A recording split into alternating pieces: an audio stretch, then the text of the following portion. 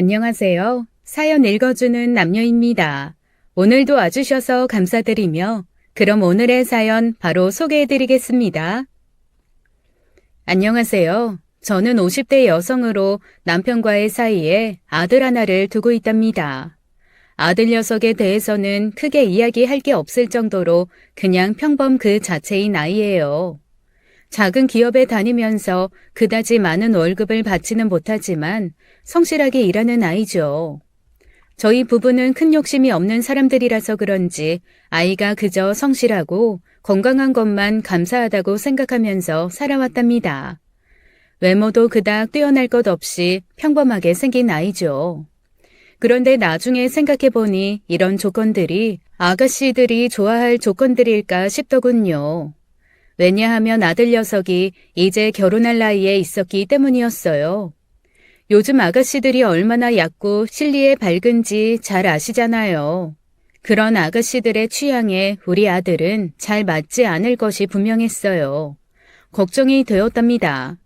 그런데 제가 걱정한다고 달라질 일이 있나요? 그래서 집신도 짝이 있다던데 눈을 낮춰서 조건이 맞는 아이를 데려오면 되지 하고 마음 편하게 생각하기로 했답니다. 드디어 딱 좋은 홍기에서 몇 년 지나기는 했지만 아들이 결혼할 아가씨가 있다고 하는 거였어요. 저와 남편은 물론 펄쩍 뛸 만큼 기뻤죠. 며느리를 데리고 인사 오겠다는 날짜를 달력에 표시해 놓고 손을 꼽아가며 며느리감을 만날 날을 기다렸답니다. 드디어 그날이 되었어요. 정성 들여 저녁상을 마련해 놓고 우리 부부는 있는 옷 중에서 제일 좋은 옷을 찾아 입었죠. 그리고 거실의 소파에서 점잔을 빼며 앉아 있었답니다. 곧 도어락이 삑삑거리면서 울리는 소리가 났고 아들이 한 아가씨를 데리고 현관문을 들어서더군요. 그런데 들어서는 아가씨의 실루엣을 보고 우리는 다 놀라고 말았어요. 얼굴은 자세히 보지 못했지만 몸매가 정말 날씬하고 예쁜 몸매더라고요. 마치 TV를 틀면 등장하는 걸그룹 멤버 같았어요. 가까이서 생긴 것을 보니 인물도 아주 예쁜 아이더라고요. 안녕하세요, 어머님, 아버님. 말씀 많이 들었어요. 제가 이쪽에 앉는 게 편하시겠죠? 며느리는 마치 잘 알고 있는 사람 집에 놀러 온 사람 같이 자연스럽게 굴었답니다. 성격이 상당히 명랑한 아이 같았어요. 제가 저녁 밥상을 차리러 일어서자 굳이 돕겠다고 같이 일어나더군요. 어머니, 이 반찬은 어른들이 좋아하실 만한 것이네요. 상속 쪽에 놓으면 되겠죠? 이건 어느 쪽에 놓을까요? 며느리감은 제가 귀찮을 정도로 이것저것 물어보며 저녁상을 굳이 같이 준비하더라고요. 저녁을 먹고 과일과 차를 내왔을 때도 굳이 과일 접시를 우리 내외 쪽으로 밀어주었어요. 성격이 밝은 것 같구나. 우리 아들은 특히 내세울 것은 없지만 성실하기는 한 아이다. 네가 잘 알겠지만 말이야. 어머나, 민수 씨가 내세울 게 없다뇨. 전 민수 씨 생긴 것도 좋고 마음씨도 좋고 모든 게 다 마음에 드는걸요. 그러고 나더니 또 오래 알고 지내온 사람처럼 우리에게 물어보는 것이었어요. 어머님, 아버님께서 오랫동안 열렬한 연애 끝에 결혼하셨다고 민수 씨가 그러던데요. 연애 시절 이야기 좀 해주세요, 어머니. 며느리의 성격에는 그늘 같은 것이 보이지 않았어요. 순진무구 그 자체였답니다. 명랑하고 밝았죠. 저는 슬슬 이상한 생각이 들더라고요. 저렇게 예쁘고 성격도 좋은 아이가 무슨 일로 우리 아들하고 결혼하겠다고 나섰는지 이상하더라니까요. 가까이서 볼수록 하얗게 빛나는 피부에 곧 눈물이 굴러 떨어질 것 같은 영롱한 눈을 가진 당장 탤런트를 한데도 아무 문제가 없을 정도로 예쁜 아이였어요. 그리고 마른 몸매였지만 그저 가느다란 것만은 아니었고 적당히 볼륨 있는 몸매였죠. 키도 날씬하게 커서 모델 일을 해도 될 것 같았어요. 볼수록 신기했고 성격도 겉모습도 마음에 들었죠. 저는 며느리가 마음이 변할까봐 결혼 준비를 서둘렀습니다. 사돈과의 상견례에서도 빨리 결혼시키고 싶다는 뜻을 전하고 사돈이 바쁘시다면 제가 많은 부분을 맡아서 처리하겠다는 뜻을 전했죠. 사돈 부부도 우리 아들이 마음에 드는 모양이더라고요. 그런데 당장 TV에 내놔도 손색 없는 딸을 두었으면서 우리 아들같이 평범한, 아니 평범해서 조금 아래에 있는 그런 아이를 마음에 들어하는 것이 조금 이상하기도 했어요. 거기다가 사돈댁에서도 결혼을 서두르는 눈치를 보였답니다.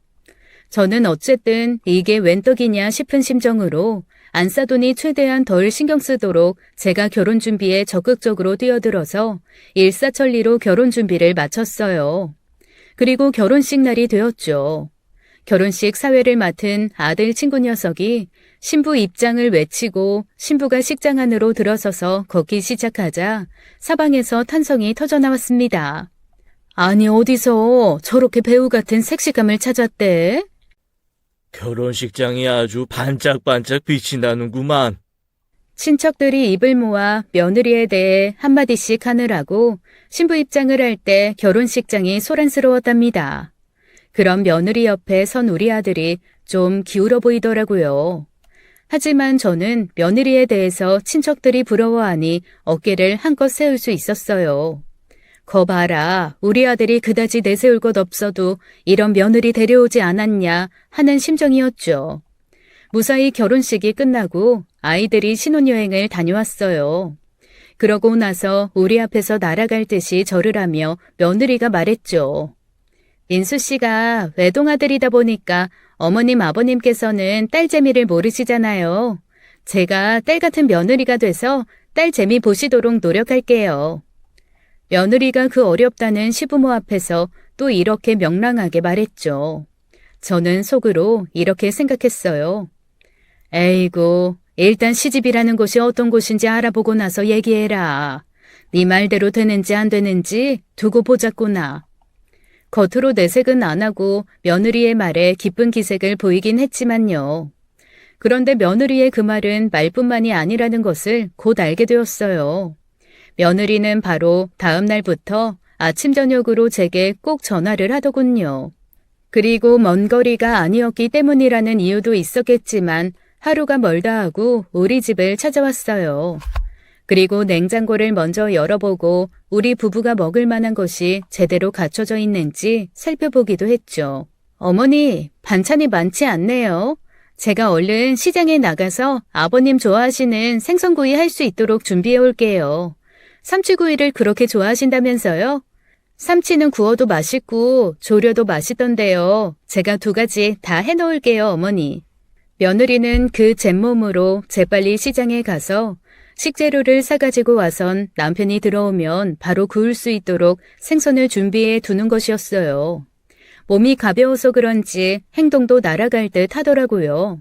그렇게 며느리는 아침 저녁으로 전화를 하는 것도 모자라 시도 때도 없이 전화를 걸어서 안부를 묻고 또 시도 때도 없이 찾아와서 마치 친정에 온 듯 편안하고 자연스럽게 행동을 하는 것이었어요. 아참, 제 성격에 대해서 말씀드리지 않고 그냥 넘어갔었네요. 그런데 제 성격이 남들이 알기에 그렇게 편한 성격은 아니었답니다. 우선은 결벽증이 있다는 말을 남들로부터 많이 들었어요. 집안에 뭔가 흐트러지거나 먼지 하나 떨어져 있는 것을 못 보는 성격이었죠. 민수야, 이 공은 원래 여기 있던 게 아니지 않니? 제자리에 갖다 놓고 대충 씻지 말고 아주 깨끗이 씻어. 공 차면서 흙에 뒹굴렀을 거 아니야. 아, 알았어요, 엄마. 잘 알고 있으니까 잔소리 좀 그만하세요. 여보, 옷을 벗어서 이렇게 아무렇게나 방바닥에 놓으면 그 먼지가 다 어디로 가겠어요? 한번 입은 옷은 바로 세탁기 앞에 있는 바구니에 넣으세요. 밖에서 묻은 먼지가 얼마나 지저분한 건데요. 저는 청소기를 아예 손에 들고 살았죠. 아들과 남편은 피곤해했지만 어쨌든 몇십 년을 같이 살면서 제 생활 방식에 익숙해져 있었어요. 아들의 어릴 때 평생 소원은 강아지를 키우는 것이었답니다. 하지만 저는 생각할수록 소름이 끼쳤어요. 개를 특히 싫어하는 것은 아니었어요. 지나가는 남의 개를 보면 귀엽기도 하더라고요. 그런데 집안에 털이 날리고 집안에서 배변을 하고 아이고 생각만 해도 머릿속이 어지럽더라니까요. 그래서 아들은 결국 그 소원을 성취하지 못하고 말았죠. 그러더니 결혼하자마자 바로 강아지를 들이더군요. 아무튼 저는 그런 성격 탓에 집에 누가 놀러 오는 것도 그다지 반가워하지 않았어요. 어쨌든 사람이 왔다 가면 청소를 한바탕 해야 했고 친한 사람들이라고 와서 제 살림에 손을 대는 것도 싫었죠. 제가 나름대로 질서정연하게 차려놓은 제 살림 중에 그릇 하나라도 위치가 바뀌는 것은 참을 수가 없는 일이었어요. 그런데 며느리가 이렇게 자주 드나들면서 살림에 손을 대니까 처음에는 기특하다고 생각했지만 날이 갈수록 귀찮다는 생각이 드는 겁니다. 며느리가 와서 살림을 만지고 가는 날이면 거의 모든 그릇들을 다시 배열해야만 했어요. 그리고 집에서 개를 키워서 그런지 며느리의 옷에는 항상 개털이 묻어있곤 했었죠. 그런 상태로 우리 소파에 앉는 것도 별로 마음에 들지 않았어요. 얘아가, 개털은 자주 빗겨주니?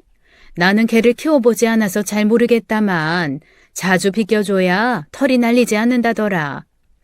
이것은 네 옷에 털이 묻어있으니 우리 집에 올 때는 조심하거라 라는 뜻의 말이었죠.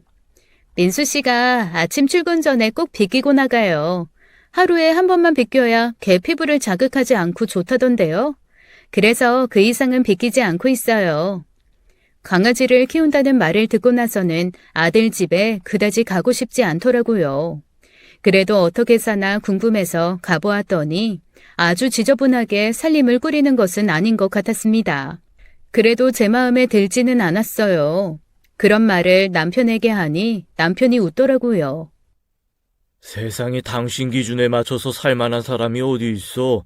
며느리를 당신 기준에 놓지 말라고. 그러다간 고부간에 정말 큰일 난다니까. 내 말 명심해. 저는 남편의 말을 이해했답니다. 제 성격이 결벽스럽다는 것을 저도 잘 알고 있었으니까요. 그런데도 며느리가 그렇게 자주 찾아와서 집안에 개털을 옮겨놓고 가는 일은 정말 싫더라고요. 제 살림을 만지는 것도 마음에 들지 않았고요. 그리고 제가 성격이 좀 차가운 편이라서 그런지 며느리가 딸같이 우리를 대하겠다는 말에도 그다지 믿음이 안 가더라고요.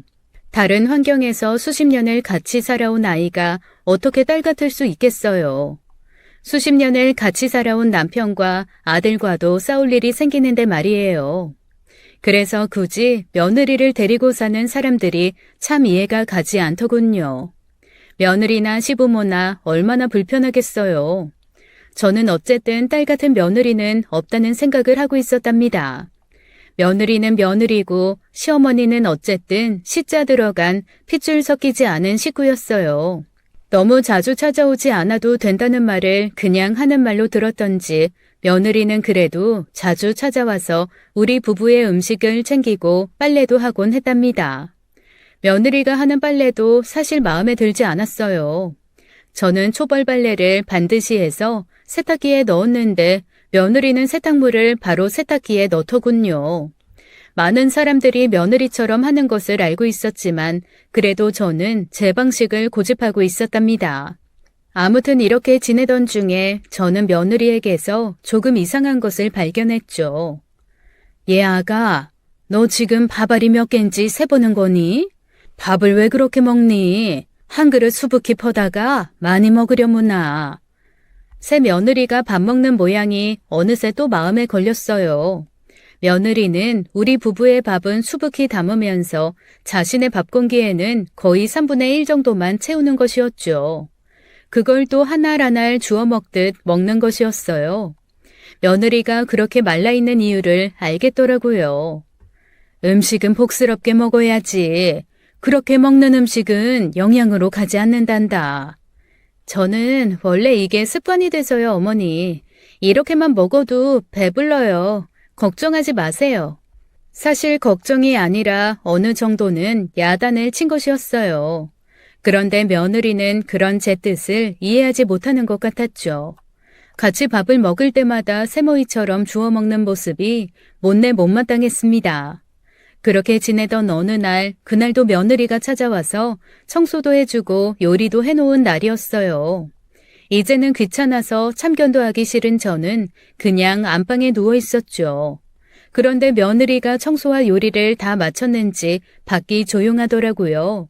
그새 갔나 싶어서 밖으로 나가보았더니 며느리가 고단했는지 소파에 누워서 잠이 들어있더라고요. 누워 잠이 들어있는 며느리를 이리 보고 저리 보아도 흠을 찾을 수가 없었어요. 거기다가 이렇게 시부모에게 정성을 다하는 며느리도 없겠다 싶은 생각이 들었죠. 며느리가 깨지 않도록 되도록 까치발로 왔다 갔다 하면서 얇은 담요를 가져다가 덮어주었답니다. 낮잠이지만 깊이 잠들어서 꿈을 꾸는지 잠꼬대도 하더군요.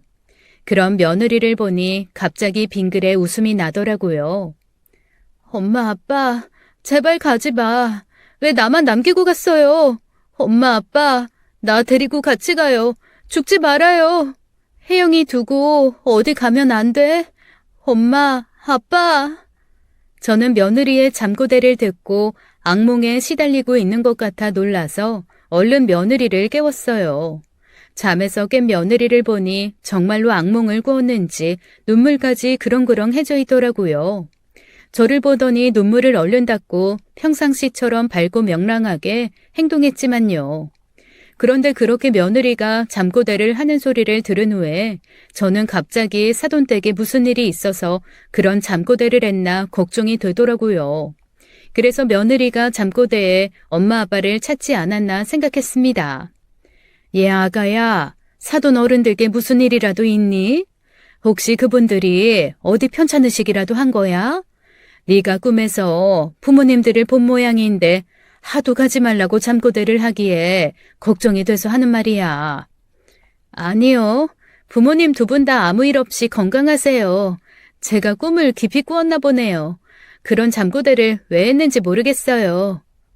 이렇게 며느리와 이야기를 하다 보니 곱게 키운 남의 집 딸을 그냥 데려오기만 했지 그분들과는 제대로 인사 한번 못 나눴다 싶은 생각이 들었습니다.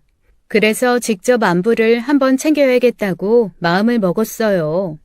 과일 바구니라도 들고 찾아가는 게 도리라는 생각을 한 것이었죠.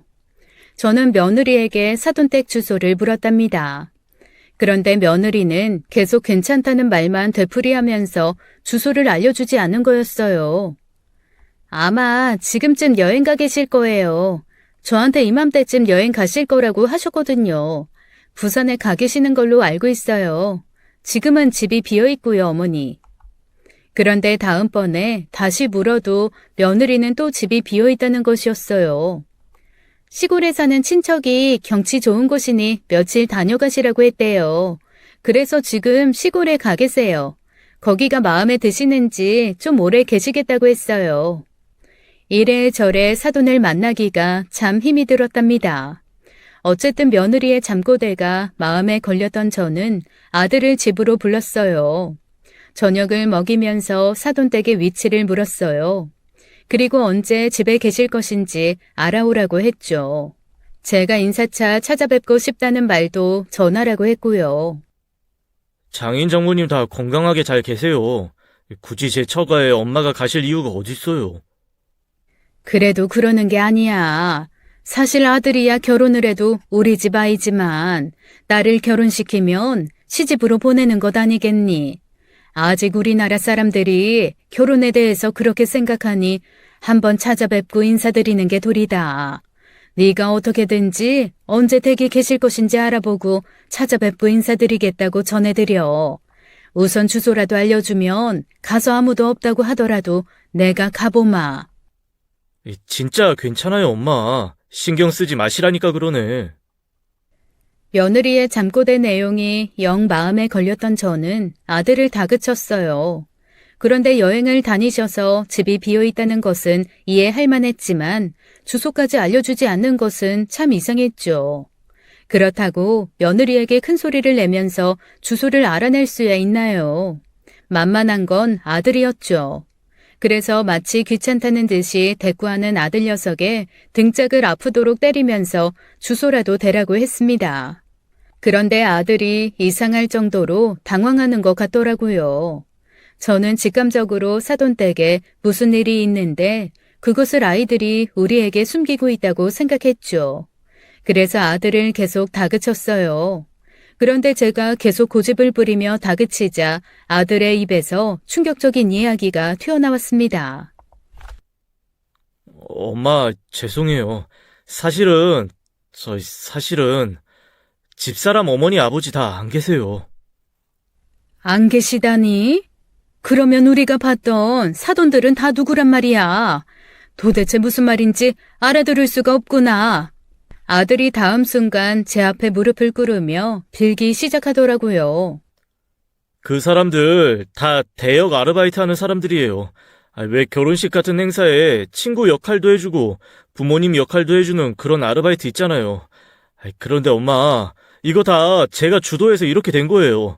그 사람한테는 잘못 없어요. 제가 그렇게 하자고 해서 그렇게 된 거예요. 용서해주세요, 엄마. 네? 그런 아르바이트가 있다는 것은 저도 알고는 있었어요. 하지만 그런 일은 TV 드라마에서나 일어나는 일이라고 생각했었어요. 그런데 우리 집 혼사에서 그런 사람들이 와서 사돈 역할을 하도록 아들 부부가 우리를 속였다는 것이었죠. 저는 설명을 듣고 이제 머리 다 큰 아들이지만 계속 패주었답니다. 아마 아들 등짝에 제 손자국이 여러 개 찍혔을 거예요. 아들이 그렇게 저한테 매를 맞고 제 집으로 돌아갔죠. 남편에게도 이 사실을 말하지 못한 채로 저는 혼자 생각에 잠겼습니다. 그런데 생각을 하면 할수록 도저히 용서가 되질 않더라고요. 며느리가 구하라는 게 용서가 되지 않는 것이 아니라 그런 식으로 우리를 감쪽같이 속인 그 앙큼함과 아들 녀석의 바보스러움이 저를 화나게 했던 겁니다. 며느리에게 전화를 걸어서 당분간 보고 싶지 않으니 오지 말라고 차갑게 말했죠. 이건 정말이지 만행 수준이었어요. 어떻게 아들이 우리한테 이럴 수가 있는지 속이 있는 대로 상한 저는 그만 울고 말았답니다. 마치 아들의 결혼에 사기 결혼을 당한 그런 느낌이었거든요. 그렇게 화가 난 상태로 며칠이 지났을 때 우리 집에 정말 갑작스러운 전화 한 통화가 걸려왔어요. 혹시 윤재국님하고 사이가 어떻게 되십니까? 부인 되시나요? 여기 전라도 순천인데요. 지금 윤재국님이 병원에 계십니다. 남편이 며칠 전에 직장일로 출장을 떠났는데 직접 운전을 해서 떠났었죠. 그런데 병원에 있다니 하늘이 무너지는 것 같더라고요. 하늘이 무너지는 것 같이 놀라기는 했지만 그래도 그냥 좀 다친 것이려니 생각했답니다. 그런데 이어지는 경찰의 설명은 그런 제 기대를 산산이 부숴버리고 말았어요. 음주운전 차가 중앙선을 넘어서 역주행을 했어요. 윤지국 씨가 운전하시는 차량을 들이받아서 이런 말씀 정말 유감입니다만 윤지국 씨가 운명하셨습니다. 잠시 내려오셨다 가셔야겠어요. 여기까지 이야기를 들었을 때 그냥 꿈속에서 누군가 제 귀에 대고 알 수 없는 말을 짓거리는 것 같은 느낌이었습니다. 운명을 하셨다는 말에 대해서도 얼른 와닿지가 않았어요. 남편과 저는 친척들 간에 소문난 인고부부였답니다. 사는 동안 내내 금슬이 좋았어요. 제 유별난 성격 덕분에 싸움이 된 적은 종종 있었지만 우리는 이 나이에도 같이 외출을 나서면 손을 잡고 걸었고 이제 나이가 들면서 아침 운동을 둘이 같이 하기도 하면서 주변의 부러움을 샀었죠. 그런데 그런 남편이 갑자기 운명을 했다니 저는 반사적으로 아들에게 전화를 걸었어요. 아들 부부가 순식간에 집으로 달려왔더군요. 아들이 다시 한번 그 지역 경찰서에 전화를 걸었고 아까 그 남편이 운명했다던 말을 다시 확인했어요. 그제야 집안의 곡소리가 울렸죠. 민수야, 네 아버지 돌아가셨다는 거 사실 아니지? 이게 대체 무슨 일이야? 나는 네 아버지 없인 하루도 더 못 산다. 이건 말도 안 된다. 나는 네 아버지 눈 감은 거 도저히 못 보겠어. 결국 아들만 내려가서 남편의 신원을 확인했고 남편은 신속하게 우리가 사는 서울로 이송되었답니다. 하얀 시트에 덮여있는 한 사람이 있었어요. 시트를 걷어보니 바로 남편이더라고요. 저는 그냥 병원 바닥에 굴렀죠. 기절이라도 할 수 있다면 좋겠는데 그게 안 되더라고요. 바닥에 구르면서 온통 흙투성이가 되는데도 울고 또 울었습니다. 아들도 며느리도 아무 위로가 되지 않았어요. 세상이 그냥 텅 빈 것 같았죠. 저는 아무것도 할 기력이 없었습니다. 아들과 며느리가 알아서 빈소를 꾸리고 장례 준비를 하더라고요. 입관 때는 드디어 제가 정신을 잃고 실신을 했죠. 병원에서 정신을 차렸답니다. 빈소에 나가보니 이미 많은 친척들이 와서 애도하고 있더라고요. 정신을 차리지 못하는 저를 대신해서 며느리가 많은 일을 하고 있는 것 같았어요. 생전에 남편의 며느리 사랑은 유난스러운 것이었죠. 며느리가 마련한 음식은 항상 맛있게 먹어주었고 귀찮아하던 저와는 달리 며느리가 찾아오면 시집갔던 딸이 친정에 오는 것 마냥 반가워하던 사람이었어요. 그런 상황이었으니 남편과의 갑작스러운 이별은 며느리에게도 큰 슬픔이었던 것 같더라고요. 아버님, 생전에 저를 그렇게 귀엽게 봐주셨는데 아버님이 안 계시면 이제 누가 저를 그렇게 대해주겠어요. 아버님 가지 마세요. 저를 두고 가시면 안 돼요. 어느 날 우리 집 소파에서 잠들었을 때 했던 잠꼬대. 그 잠꼬대와 비슷한 말을 쏟아내며 며느리가 오열했죠. 며느리는 그렇게 슬픔에 오열을 하다가도 누구보다도 바삐 일을 했어요. 그렇게 남편의 빈소를 차려놓고 이틀을 보냈죠. 밤이 깊었지만 남편의 오랜 친구 몇 사람은 다음날 새벽 발인까지 함께하겠다며 빈소에서 밤을 새우겠다고 하더군요. 며느리가 그런 남편의 친구들에게 정성 들여 술상을 보아주었어요. 그 친구들을 빼고는 우리 식구만 남아있게 되었죠. 울다가 일을 하다가 아마도 많이 힘들었을 며느리가 구석에서 다리도 제대로 뻗지 못한 채로 잠들어 있더라고요. 저는 평소에 술이라고는 입에 대보지 않았지만 술이라도 마시고 이 시간을 때워야겠다는 생각에 그리고 견디지 못할 괴로움에 아들을 시켜 술을 가져오라고 했답니다. 남편은 지나치게 맛있는 일은 없었지만 평상시에 술을 좋아했었어요. 집에 오면 그렇게 술상을 찾는데도 제대로 마주 앉아주지도 않았던 그 일조차 마음에 걸려왔습니다. 떠나고 나니 못해준 것만 기억이 나더군요. 집안에 먼지 하나 더 쌓이는 것이 무에 그리 중요한 일이라고 일터에서 피곤해 지쳐 들어오는 사람에게 옷 갈아입는 것까지 잔소리를 해댔는지 후회스러워서 땅을 치고 싶었습니다. 술을 못하는 사람이 술을 몇 잔 털어넣으니 술 기운에 마치 남편이 듣고 있는 듯한 착각 속에서 말이 나오더라고요. 여보, 그렇게 술을 좋아하는데도 마시지 말라고 잔소리만 했어요. 내가 왜 그렇게 당신한테 좋은 소리 없이 잔소리만 퍼부어댔는지 모르겠어요. 당신같이 세상에 마누라 속썩이지 않은 사람이 어디 있다고. 아들이 어느새 옆에 와서 아무 말 없이 술을 따르더군요. 저는 얼른 눈물을 닦고 아들 앞에서 담담한 척을 했습니다. 아들도 눈물을 참고 있는 것이 눈에 보였기에 더욱 그래야겠다고 생각했었죠. 그리고 지난번에 다 풀지 못한 이야기를 꺼냈어요. 며느리의 부모님 대역 아르바이트 일로 여전히 화가 풀리지 않은 상태였거든요. 며느라이가 아예 부모님 얼굴을 모르는 고아였더냐? 아니면 자라던 중간에 돌아가신 거니? 집사람이 살던 마을에서 단체 여행을 갔었나 봐요. 버스를 대절해서 갔는데 버스가 도로의 구분길에서 그만 길을 이탈해서 도로 아래로 굴렀다는 거예요. 사상자가 많이 나왔는데 장인 장모님은 그 자리에서 즉사하셨더라고요. 그 와중에도 집사람은 꼭 껴안고 계시더라는 거예요. 그 바람에 집사람이 살아날 수 있었다고 했어요. 며느리가 살아나기는 했지만 그래도 큰 부상을 입었다고 하더군요.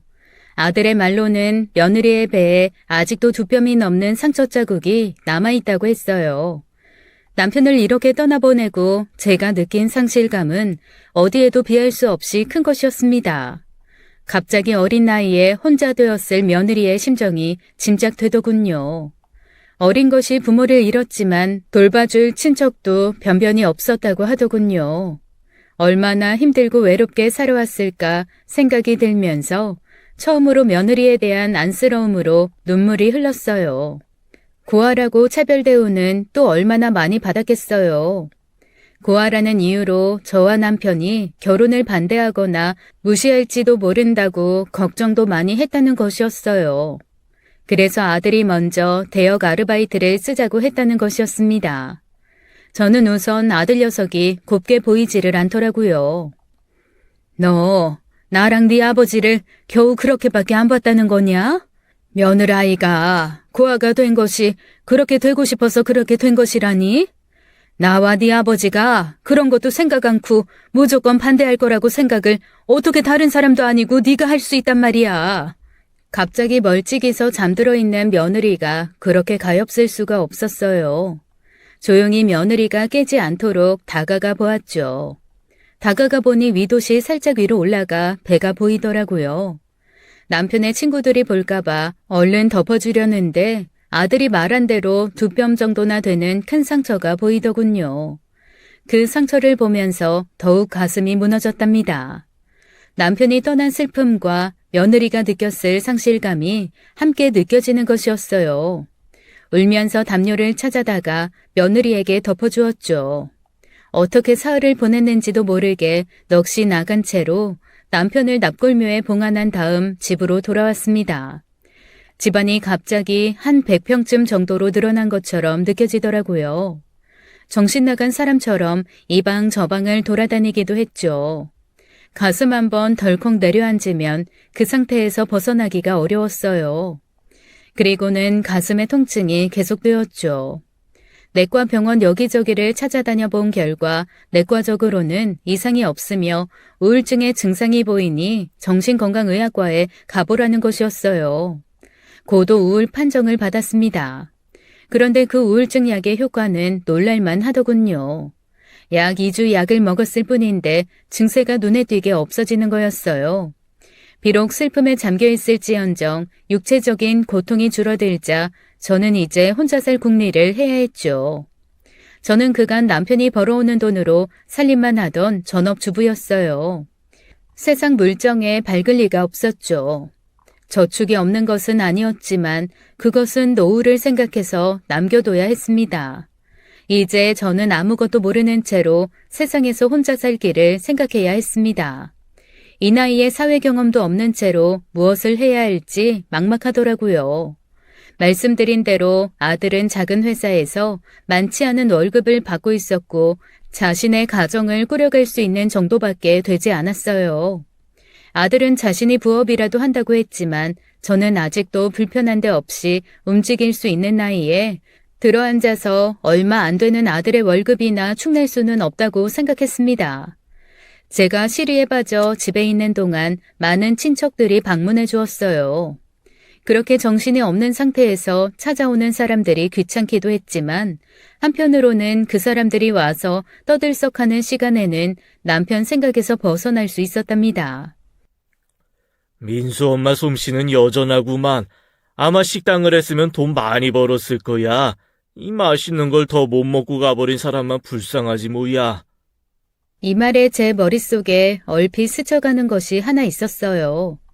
그래, 내가 제일 자신 있어 하는 것, 그것을 이용해서 돈을 벌어보자는 것이었죠. 거창하게 식당을 차릴 만한 여유도 없었지만 그것보다는 작은 규모로 우선 시험 삼아 일을 시작해보고 싶었습니다. 그래서 생각한 것이 반찬 가게였어요. 저축한 돈을 조금 허물어서 작은 점포 하나를 세를 내었죠. 반찬 진열대와 간판 등을 준비하는데 그렇게 많은 돈이 들지는 않았어요. 그리고 조리실도 넓지도 좁지도 않게 딱 알맞은 넓이로 준비했죠.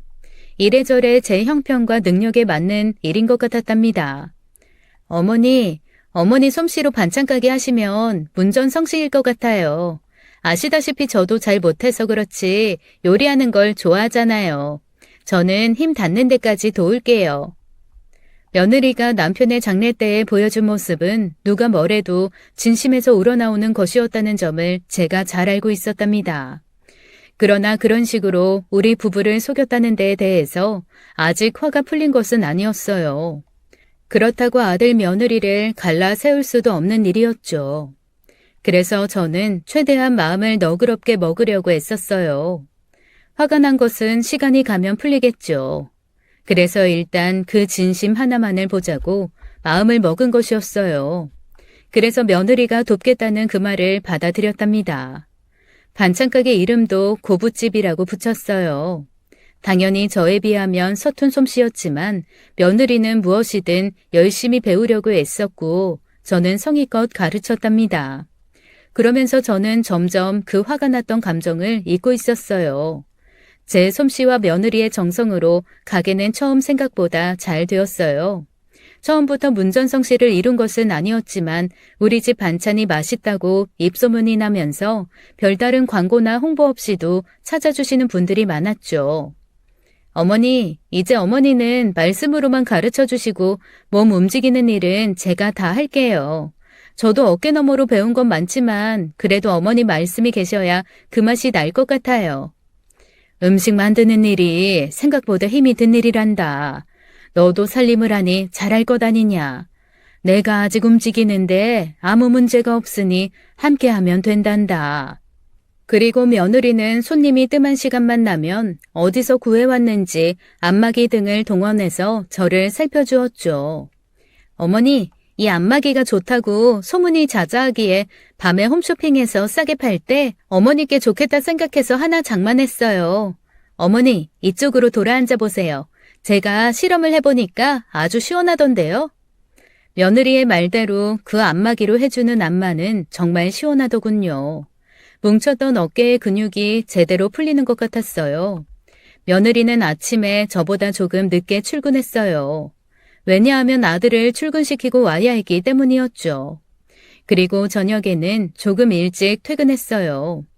회사에서 돌아오는 아들 녀석 저녁을 챙기기 위해서였습니다. 아침에 남편을 출근시키고 나오는 길에 며느리는 꼭 보온병에 커피 몇 잔을 담아오곤 했답니다. 제가 술을 못 마셔도 커피는 참 좋아했거든요. 남들은 한 잔만 마셔도 잠이 안 온다고 하던데 저는 그런 것도 없었어요. 며느리가 그런 저를 위해서 직접 집에서 커피를 만들어 가지고 오는 것이었죠. 사실 가게에서 나가서 몇 발자국만 가면 커피 자판기가 있었답니다.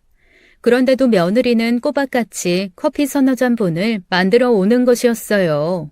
그리고 며느리가 준비해온 이상은 못 마시게 했죠. 건강에 좋지 않다고 하면서요. 아마 딸이 있어도 이렇게 하지는 못했을 거라는 생각이 들기 시작하더라고요. 비록 남편은 세상에 없었지만 가게도 잘 되고 무엇보다 우리 고부는 알콩달콩 잘 지내게 된 것이 정말 다행스러운 일이었습니다. 며느리는 정말 효성스러운 딸처럼 저를 생각하고 있었고 저도 더 이상은 시자 붙은 어머니가 아니라 친어머니처럼 며느리를 대하고 있었어요. 그런데 호사다말하고 어느 날부터 우리 가게에 이상한 일이 벌어졌답니다. 아까도 말씀드렸지만 제가 며느리보다 조금 일찍 반찬가게에 출근하고 또 며느리보다 조금 늦게 퇴근했죠. 그런데 어느 날 반찬의 양이 좀 빈다는 것을 제가 깨닫게 된 것이었어요. 그뿐만이 아니었죠.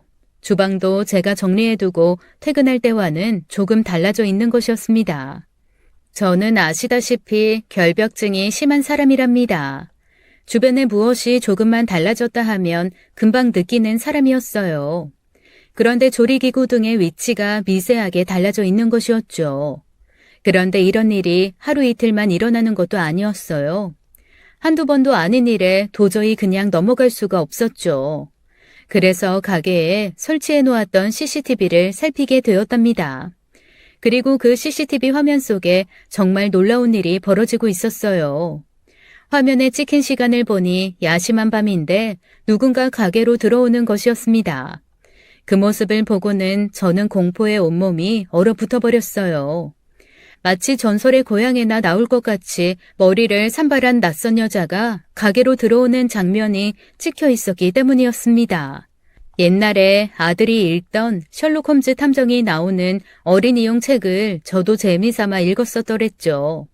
거기서 읽은 내용 중에 지금도 기억나는 것이 집안에서 살인이 일어났는데 키우던 개가 짖지 않았다는 것이었어요. 즉 그것은 낯선 사람이 접근한 적이 없었다는 이야기가 되죠. 우리 집이 그 비슷한 상황에 놓여 있었답니다. 낯선 사람이 들어왔는데도 경보가 안 울렸다는 것은 도어락의 비밀번호를 제대로 누르고 들어왔다는 것 아니겠어요? 소름이 끼치더라고요. 한여름인데도 추위가 느껴질 만큼 온몸이 덜덜 떨릴 정도로 놀랐습니다. 경찰에 신고를 할까 생각하다가 정신을 좀 가다듬고 CCTV 화면을 다시 살펴보았죠. 그런데 다시 화면을 살펴본 저는 처음보다 더 놀라고 말았어요. 머리를 산발해서 그렇지 그 실루엣이나 얼굴이 다 보였거든요. 그 여자는 다름 아닌 우리 며느리였답니다. 며느리가 화면 속에서 반찬을 이것저것 조금씩 덜어내서 거하게 한 상 차려 먹은 다음 설거지까지 깨끗하게 해두고 가게를 나가는 것이었어요. 도저히 이해를 할 수가 없었습니다. 남의 물건도 아닌 것을 달라고 하면 제가 어련히 알아서 주었을 것을 그런 식으로 들어와서 먹고 나가는 것을 어떻게 이해할 수가 있었겠어요. 저는 일단 아들과 며느리에게 입을 꾹 다물고 그날 밤 CCTV에 찍혀있는 며느리가 들어올 시간이 조금 못 되어서 가게 구석에 몰래 숨어 있었습니다. 역시나 그날도 며느리가 머리를 산발한 채 들어와서 주방에서 조용히 한 상 차려 밥을 먹고 있는 것이었어요. 아가, 너 이게 무슨 짓이냐? 도대체 남의 물건도 아닌 것에 왜 이렇게 몰래 손을 대는지 얼른 솔직하게 말하지 못하겠니? 제 입에서 당연히 큰 소리가 나왔어요. 그러자 며느리가 어찌나 놀랐는지 밥을 먹다 말고 수저를 내려놓지도 못한 채로 풀썩 주저앉더군요. 며느리가 주저앉은 그 상태로 울기 시작했어요. 어머니, 죄송해요. 배가 너무 고파서 그랬어요. 정말 배가 너무 고파서 견딜 수가 없었어요, 어머니. 배가 고팠다뇨. 비록 아들이 큰돈을 벌지는 못했지만 두 식구 배고프지 않게 살 수 있는 돈이었답니다. 그리고 제가 반찬가게 일을 시키면서 적지만 월급조로 어느 정도 돈을 챙겨주고 있었어요.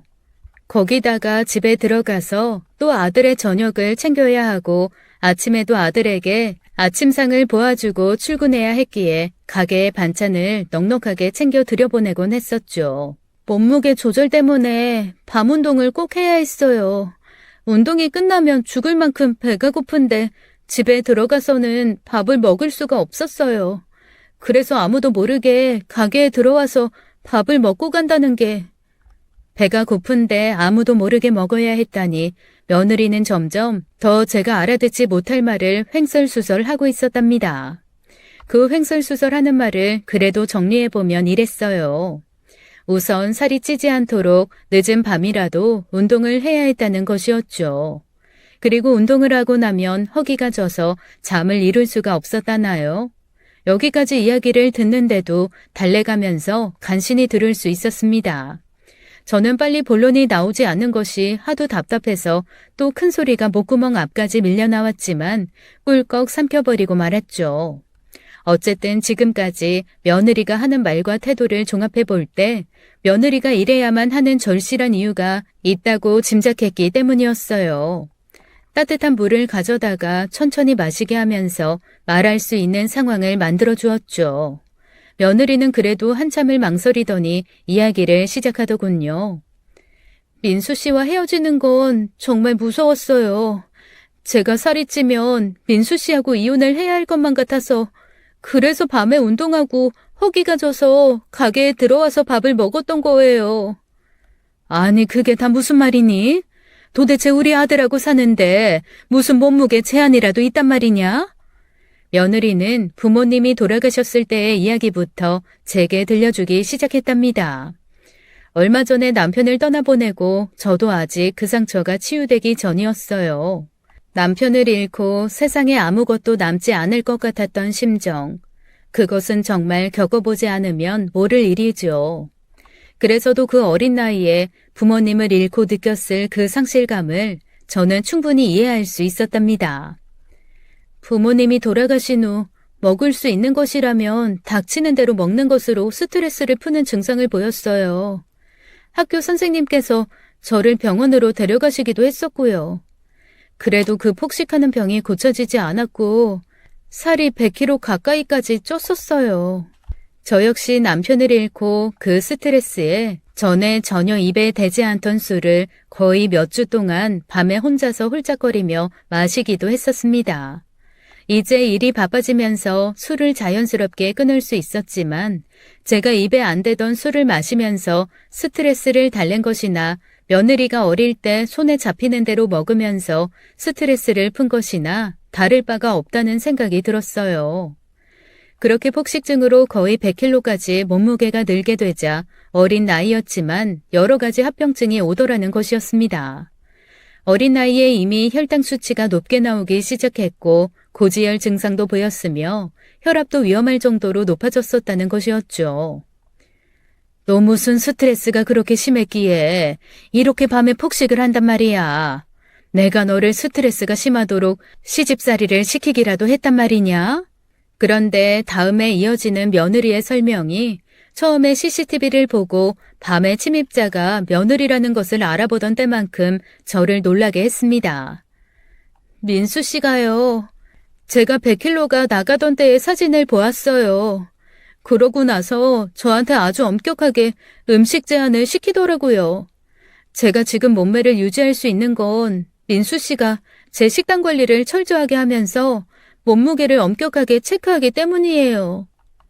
아들이 며느리에게 음식을 엄하게 제한하도록 했다는 말에 그저 순하고 착한 우리 아들이 그런 모진 일을 할 수 있었을까 싶더라고요. 게다가 먹고 싶은 만큼 음식을 먹지 못하게 스트레스를 제공한 사람이 결국 우리 아들이라는 말이잖아요. 저는 부모님이 돌아가신 이후에 사람들과 이별하는 일에 극도의 피해의식에 시달렸어요. 새학년이 되면 늘 우울했고요. 친했던 친구들, 선생님과 헤어져야 돼서요. 다시 살이 찌면 민수 씨하고도 헤어져야 될 것 같았어요. 아직 키가 다 자라지도 않은 나이에 몸무게가 100kg 가까이 되면서 며느리는 친구들 사이에서도 따돌림을 당하기 시작했다고 하더군요. 그 이후 음식을 먹는 것에 대한 죄책감이 생겼다죠. 그래서 먹기만 하면 바로 토하는 거식증에 걸렸다는 것이었어요. 그런 거식증 상태로 거의 정상 체중을 유지할 때 사귀던 남자가 있었다는 이야기를 들려주면서 며느리가 다시 울먹이기 시작했습니다. 변변한 친구 하나 없이 외로웠던 며느리는 그 남자를 만나면서 마음이 조금 편하게 되자 거식증이 약간 치료되면서 다시 살이 찌기 시작했다고 하더군요. 그런데 거식증이 치료되면서 몸무게가 갑자기 늘어나니까 이 남자가 며느리에게 이별 선언을 했다는 것이었죠. 그렇게 몸무게 때문에 남자친구와 결별을 하게 된 며느리는 이를 악물었다고 했어요. 그래서 보통 사람이 도저히 상상할 수 없을 정도의 엄청난 운동량을 유지했다는 것이었죠. 그렇게 치유되지 않는 외로움 속에 살다가 만난 사람이 바로 우리 아들이었다고 하더군요. 그러면서 자신이 세상에 태어나서 부모님 다음으로 사랑한 사람이 우리 아들이라고 말하면서 또 울먹이더라고요. 사랑하는 사람하고 헤어지는 일에 엄청난 공포감을 느낀 뒤에 민수 씨를 만나게 된 거였어요. 그때는 끔찍할 정도의 운동으로 어느 정도 관리가 되어 있을 때였고요. 저는 100kg가 나가던 시절의 사진을 늘 가지고 다녔어요. 뭔가가 먹고 싶으면 그 사진을 보고 먹고 싶다는 생각을 접었고요. 그런데 책갈피에 꽂아두었던 그 100kg 당시의 사진을 아들이 보게 되었다는 것이었어요. 민수 씨하고 헤어지면 이제는 정말 다시는 세상을 살 용기를 못 가질 것만 같았어요. 그래서 남편이 잠든 밤에 심한 운동을 했고 그 다음에 배가 너무 고파서 가게에 와서 몰래 밥을 먹었던 거예요. 몸무게 관리를 못해서 살이 찌면 아들과 헤어질 것만 같았다는 며느리의 말, 그리고 그때의 그 상실감을 견딜 수가 없었을 것이라는 말에서는 저도 눈물이 났답니다. 얼마나 아들과 헤어지고 또 혼자가 되는 게 무서웠으면 그런 행동을 했을까 생각하니 마음 한구석이 아려오더군요. 저는 이제 상황이 어떻게 된 것인지 정확하게 알 수 있었답니다. 우리 며느리를 다독였죠. 그리고 저는 몹시 화가 났어요. 다름 아닌 우리 아들에 대해서였죠. 도대체 평상시에 며느리에게 어떻게 대했길래 살이 찌면 헤어지게 될 것이라는 생각을 심어주었던 것일까요? 당장 쫓아가서 등짝이 아니라 온몸을 두들겨 패주고 싶더라고요. 남편은 제가 자기가 시키는 대로 식단 관리를 하고 있는 걸로 알아요. 어머니, 제발 민수 씨한테는 비밀로 해주세요. 그 사람이 헤어지자고 할까 봐서 정말 무서워요, 어머니. 얼마 전 그 심상치 않았던 며느리의 잠꼬대가 아프게 기억났기에 그 마음을 잘 알 수 있었어요. 엄마 아빠 가지마 그 소리가 너무나 애절하게 다시 기억나더라고요. 아들과 헤어지게 될지 몰라서 겁에 질린 며느리는 지금도 마치 부모님이 곧 어디로 떠날까봐 걱정하는 어린아이 같았습니다. 너무나 가엾어서 꼭 안아주었어요. 아가, 민수가 너에게 그렇게 엄격하게 식단 관리를 시킨 게 살이 찌면 헤어지려고 해서가 아니라 네 건강을 염려해서 그랬을 거야. 나도 내 아들에 대해서 화가 나 있기는 하다만 평생을 보아온 내 아들에 대해서 자신이 있단다. 살이 쪘다고 사람을 버리는 그런 아이가 아니야. 우리 며느리 네가 내 아들을 얼마나 사랑하는지를 이제 알겠구나. 네가 어떤 모습이건 너는 하나밖에 없는 내 귀한 며느리야. 그리고 세상에 더 이상 주눅들지 말고 당당하게 살라고도 말해주었어요. 며느리가 제 말을 다 듣고 나더니 눈물을 흘렸고 시간이 많이 흐르도록 울더라고요. 그리고 앞으로 저녁 식사는 매일 우리 집에 와서 먹겠다고 제가 보는 앞에서 건강을 해치지 않을 정도로만 먹겠다고 하는 것이었어요. 그런 자신을 저더러 잘 이끌어달라고 하면서요. 제가 다음 날 저녁에 아들과 며느리를 모두 불렀죠. 솜씨를 다 부려서 맛있는 저녁상을 차렸어요. 며느리를 생각해서 최대한 열량이 적은 음식을 맛있게 만들었답니다. 상을 들여가니 며느리가 맛있게 식사를 하기 시작하더라고요. 저는 그 모습을 흐뭇하게 바라보았어요. 그런데 아니나 다를까 아들이 구박을 시작하더군요. 너 또 살쪄서 그 모양 되면 혈압에 고지혈에 당뇨의 장난이 아닐 텐데, 또 몸무게가 어렸을 때처럼 될 텐데 어쩌자고 이렇게 먹는 거야? 제가 아들 등짝을 또 아프도록 때렸죠. 무조건 그렇게 먹지 못하게 할 게 아니라 건강하게 먹을 수 있게끔 이끌었어야지. 네 안사람이 배고픔을 견디지 못해서 가게에서 몰래 음식을 훔쳐먹고 가게 만들다니. 나는 너에 대해서 그 부분이 정말 실망이다. 지금 내가 준비한 밥상은 많이 먹는다고 해도 크게 살찔 것들이 하나도 없어. 이렇게 하도록 해줬어야지. 그게 남편이고 가족인 것이지. 어떻게 무조건 먹지 못하도록 했다는 거니? 이런 제 꾸지람에 아들이 고개를 푹 숙이고 말이 없더군요. 그리고 곧이어 그렇게까지 배가 고팠을 것이라고는 짐작하지 못했다면서 자신의 잘못이 크다고 인정하더라고요. 그리고 제가 말한 것처럼 먹지 못하게 할 것이 아니라 건강하게 먹을 수 있게끔 도울 것이라고 제게 잘못했다고 용서를 빌었죠. 그래야지. 아가, 이제 밥알 새지 말고 복스럽게 먹으려무나. 운동을 하더라도 먹고 운동해야지. 안 먹고 운동하면 그건 결국 수명만 단축시키는 일이야. 그리고 저는 아들을 향해서도 다시 한번 따끔하게 말해주었어요. 네가 약속한 대로 건강하게 먹게끔 도와줘라. 그리고 너 내가 다짐한다만 며느리가 만일 다시 살이 찌더라도 헤어진다 어쩐다 소리 한다면 그때부터는 내 아들 아니야. 나는 너를 그렇게 가르친 적이 없어. 제가 이 사람에게 확신을 주지 못한 것 같아서 미안해요. 나 당신이 어떤 모습으로도 헤어지지 않아. 그리고 지금처럼 무조건 먹지 못하게 하지도 않을 거고, 엄마 말씀대로 건강하게 살 수 있도록 도와줄게. 내가 정말 잘못했어, 혜영아. 이후 우리 며느리가 숨어서 식사를 할 이유가 없게 되었죠. 며느리를 전문가에게 보내 진단을 받게 했답니다. 적절한 운동량을 정하고 알맞은 식단을 만들어 왔어요. 전문가의 도움을 받으면서 아들과 며느리도 이 책 저 책을 사다 놓고 건강한 운동 습관과 식습관을 갖기 위해 나름대로 연구를 하는 것 같더라고요. 어머니, 저 몸무게가 약간 늘었어요. 그치만 움직이는데 불편하거나 무거운 느낌은 없어요. 세상엔 먹어도 살이 안 찌면서 건강에 좋은 먹거리들이 많더라고요. 제가 학교 다닐 때만 해도 뚱뚱한 사람은 한 반에 하나나 둘 정도였답니다. 그런데 요즘은 길거리에 나가면 키에 비해서 살이 많이 찐 사람을 쉽게 볼 수 있는 시대가 되었잖아요. 먹거리에 변화가 생겼기 때문이라고 생각합니다. 우리 며느리는 이제 처음 시집 올 때처럼 걸그룹 같은 그런 몸매는 아니게 되었어요. 그렇지만 길거리에서 흔히 볼 수 있는 평범한 몸매를 가진 그런 예쁜 아줌마가 되어 있었죠. 살이 붙었어도 예쁜 얼굴은 어디 가지 않더라고요. 그리고 곧이어 제가 눈이 빠지게 기다리던 소식을 들을 수 있었답니다. 사랑하는 사람과 헤어질 수도 있다는 피해의식이 치료되고 스트레스가 없어지면서 얼마 되지 않아 아이가 들어선 것이었어요. 아마 아들이 계속 예전에 하던 식으로 단순하게 음식 제한을 통해 몸무게 관리만 하려 했다면 스트레스로 아이가 생기지 않았겠죠. 그리고 혹여 아이가 생겼다고 하더라도 건강한 아이를 낳지는 못했을 거예요. 그리고 아주 중요한 문제는 아니었지만 저는 며느리에게 웃으면서 한 가지 더 물었답니다. 아가, 그런데 그 CCTV에 찍힌 머리 스타일은 어찌 된 거냐? 밤인데 꼭 그렇게 전설의 고향에 나오는 주인공처럼 하고 운동을 해야 했니?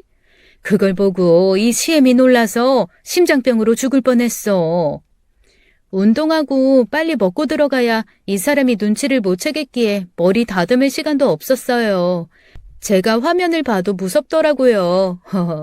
이렇게 하늘 품고 죽은 사람의 머리 같은 산발의 정체도 알 수 있었어요.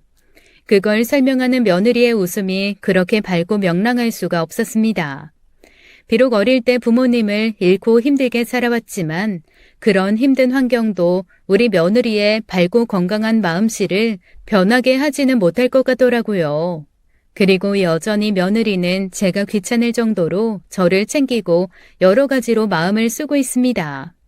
마치 돌아가신 어머니에게 못한 효도를 저에게 하려는 것 같았어요.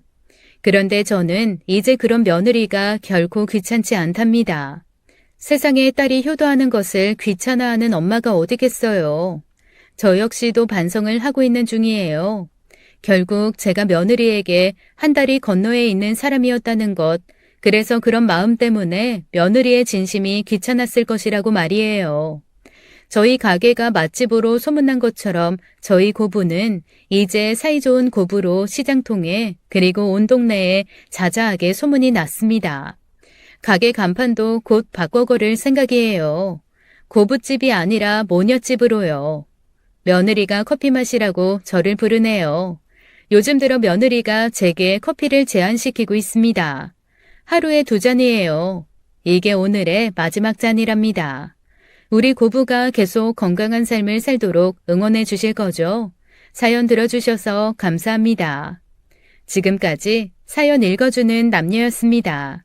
끝까지 시청해 주신 여러분 감사드리며 저는 다음 사연으로 돌아올게요. 감사합니다.